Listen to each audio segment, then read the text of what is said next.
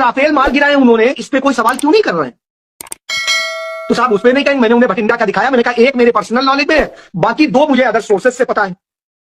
तो अब आप एक बात बताइए, आपने तो बड़ी प्रशंसा करके जो 526 करोड़ का मिल रहा था राफेल, वो 1670 करोड़ रुपए का खरीद के बड़े बखान किए थे।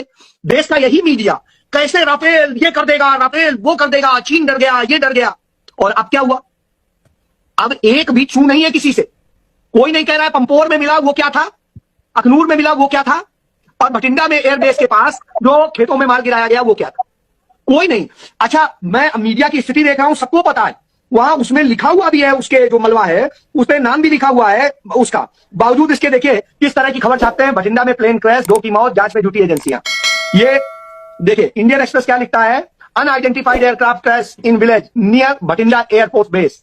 भैया रात को 2 बजे कोई ऐरा गहरा तो नहीं होगा। ये देखिए दैनिक भास्कर, पंपोर में स्कूल की छत पर गिरा लोहे का ढांचा, धमाके। मतलब ये भी नहीं लिख पा रहे हैं कि भैया वो विमान का अलग दिखाई दे रहा है, वो आप दिखाइए ना, ये मोहर भी उसकी लगी है, ये दिखाइए ना, क्यों नहीं दिखा रहे? यह दशा है, जिस मीडिया की यह दशा हो उससे आप क्या उम्मीद करेंगे? राफेल है जिसको आप कही थी कि ये जब बहुत ही ये मजबूत फाइटर है, आज ये फाइटर में ये इसका ये मिर्ची और नींबू कब हटाया जाएगा, ये अपना काम कब करेगा, ये देश की जनता जानना चाहती है। इस राज्य आजम ने बोला था ना, अब की बार 400 पार बोला था,